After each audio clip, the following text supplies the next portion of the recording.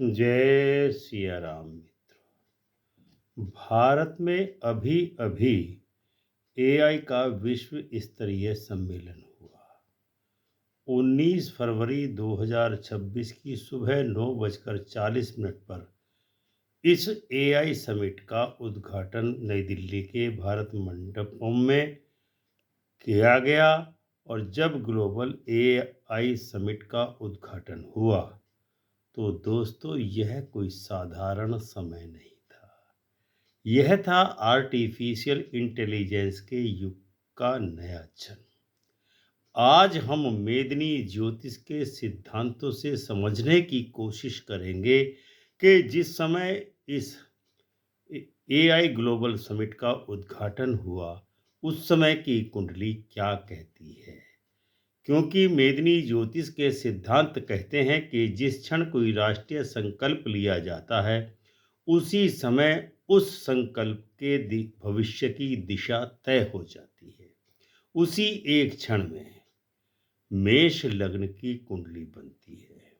इस एक कुंडली में एकादश भाव में 5 ग्रहों का योग था।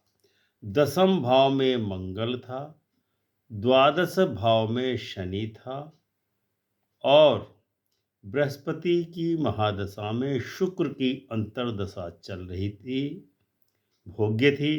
तो क्या यह भारत के लिए भारत में के नई दिल्ली में होने वाला एआई महासमिट महायोग है या 2028 तक कोई डिजिटल विनाश इसके भीतर छुपा हुआ है। क्या भारत एआई सुपर पावर बनेगा या ग्लोबल टेक वार की शुरुआत की नींव इस महा आयोजन में रखी गई है। आज हम इस कुंडली को केवल ज्योतिष नहीं बल्कि अपने देश भारत के राष्ट्रीय भविष्य के दृष्टिकोण से पढ़ने की कोशिश भी करेंगे। IT sector, Nifty, global investment, cyber war, data politics सभी पर विस्तार से चर्चा करेंगे। वीडियो को अंत तक जरूर देखें क्योंकि आखिरी मिनटों में हम आपको बताएंगे कि 2026 से 2028 के बीच कौन सा वर्ष सबसे निर्णायक रहने वाला है भारत के लिए इस एआई समिट के संबंध में। अगर आप भारत के भविष्य, एआई, शेयर बाजार और ज्योतिष के गहरे संबंध को समझना चाहते हैं तो यह वीडियो निश्चित ही आपके लिए सबसे बढ़िया वीडियो साबित होने वाला है। तो चलिए शुरू करते हैं। सबसे पहले इस महासमिट के विषय में जानकारी। जो योग हम देखने वाले हैं वही 2028 का गेम इस कुंडली में बदलने वाला है। अगर आपने ये हिस्सा मिस कर दिया तो पूरी कुंडली का अर्थ ही अधूरा रह जाएगा। सबसे पहले कुंडली की मूल रचना के विषय में विचार करते हैं। लग्न बनती है एआई ग्लोबल समिट के उद्घाटन की मेष लग्न, जिसका मालिक मंगल है। तृतीय भाव में गुरु है, मिथुन राशि में, जो वक्री गति से गोचर कर रहा है। पंचम भाव में केतु है। दशम भाव में लग्नेश मंगल है। एकादश भाव में सूर्य, चंद्र, बुध, शुक्र और राहु हैं। जबकि द्वादश भाव में 10वें और 11वें घर का मालिक शनि विराजमान है। दशा बृहस्पति की भोग्य है। शुक्र की दशा अंतर्दशा 15 अप्रैल 2028 तक रहने वाली है। प्रमुख योग इस कुंडली में क्या क्या बन रहे हैं। सबसे पहला योग बहुग्रही योग 11वें भाव में बन रहा है, जिसमें 5 ग्रह बैठे हुए हैं।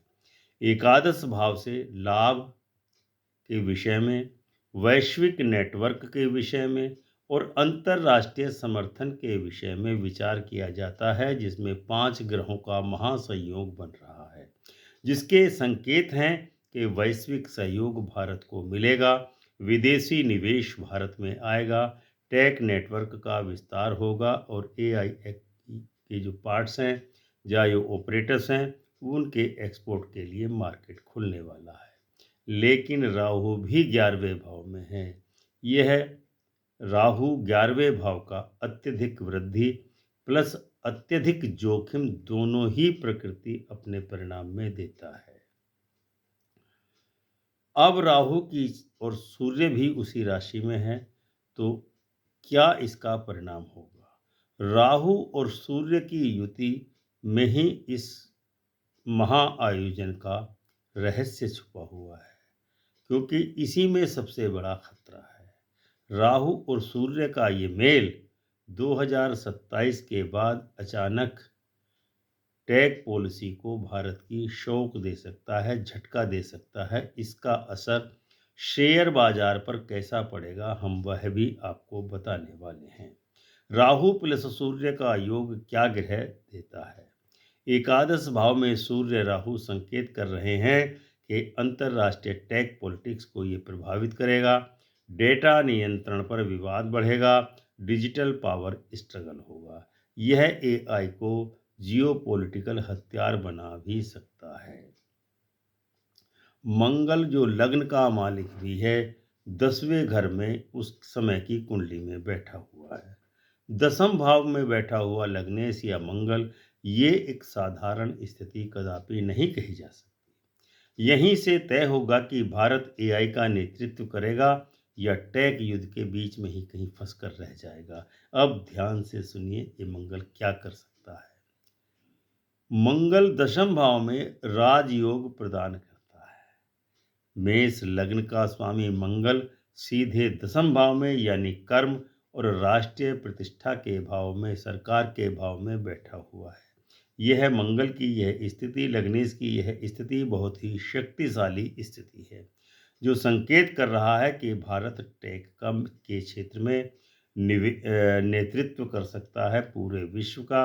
रक्षा और एआई का मेल बढ़ाएगा भारत, और डिजिटल सुरक्षा में भारत एक बहुत अच्छी बढ़त हासिल कर सकता है।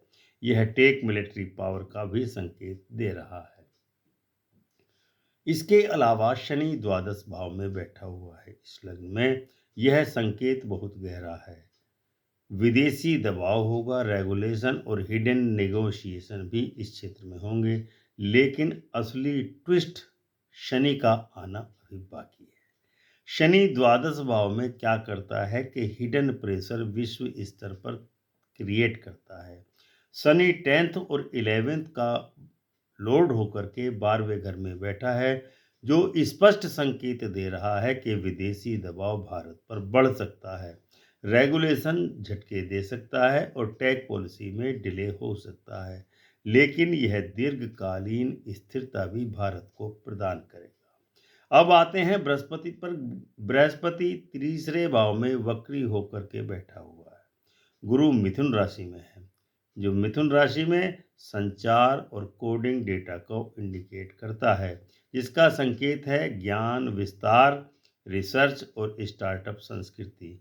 इस समय बृहस्पति की महादशा चल रही, ये भारत के लिए एक शुभ संकेत कहा जा सकता है। इसके अलावा जो लोग शेयर बाजार से जुड़े हैं, उनके लिए अलग ये 2 मिनट का समय महत्वपूर्ण रह सकता है। आईटी सेक्टर में कौन सा फेज एक्सप्लोसिव होगा और कब करेक्शन आ सकता है, तो ध्यान से सुनिए। शुक्र की अंतर्दशा 15 अप्रैल 2028 तक चलने वाली है। बृहस्पति की अंतर्दशा में शुक्र आकर्षण का ग्रह, निवेश का ग्रह और ब्रांड वैल्यू का ग्रह है। तो 2026 से 15 अप्रैल 2028 तक यूनिकॉर्न एक्सप्लोजन भारत में हो सकता है। टेक आईपीओ बूम पर जा सकते हैं। ग्लोबल एआई पार्टनरशिप भी भारत कर सकता है, लेकिन ओवर वैल्यूएशन बबल होना बनना भी शेयर मार्केट में आईटी सेक्टर में संभव है। इसके अलावा जो आपने अब तक सुना, वह तो केवल शुरुआत थी। अब हम उस निष्कर्ष की बात करने वाले हैं जो भारत के टेक्निकल भविष्य की दिशा तय करने वाला है। भविष्य का चरणबद्ध विश्लेषण अब हम आपको बताते हैं। 2026 और मध्य 2027 तक तेजी आएगी, विदेशी निवेश भी आएगा, एआई पॉलिसी फॉर्मेशन होगी भारत में, शेयर मार्केट ऑप्टिमिज्म धारण करेगा। Nifty IT sector out perform करने वाला है, इसमें किसी को कोई संदेह नहीं है। लेकिन 2027 के अर्धा सेकेंड हाफ में राहु का प्रभाव सक्रिय रूप से दिखाई देगा, जिसके कारण डेटा ब्रीच होगा। साइबर अटैक 2027 में भारत पर हो सकता है। ग्लोबल टेक्निकल टेंशन पूरे विश्व में बढ़ सकती है। इसके अलावा जो टर्निंग पॉइंट होगा वो 15 अप्रैल 2028 होने वाला है। यह तारीख क्यों निर्णायक साबित होने वाली है? यही वह मोड़ है जहां एआई समिट की असली परीक्षा होगी। ये क्रिटिकल टर्निंग पॉइंट है क्योंकि शुक्र के बाद बृहस्पति में सूर्य की अंतर्दशा चलेगी।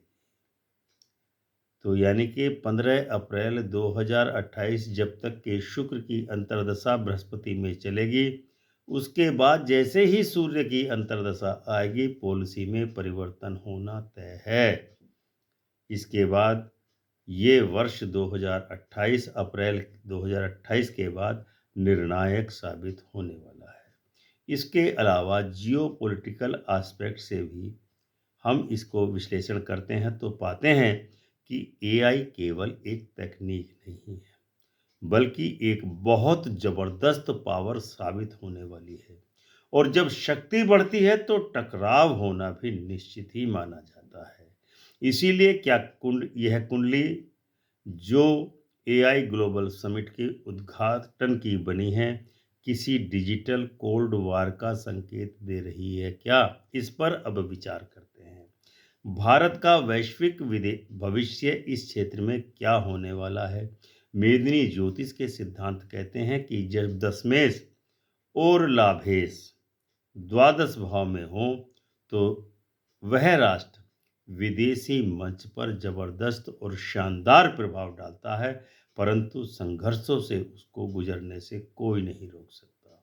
भारत एआई रेगुलेशन का मॉडल तैयार करेगा। निश्चित ही भारत का भविष्य इस क्षेत्र में निश्चित ही उज्जवल कहा जा सकता है।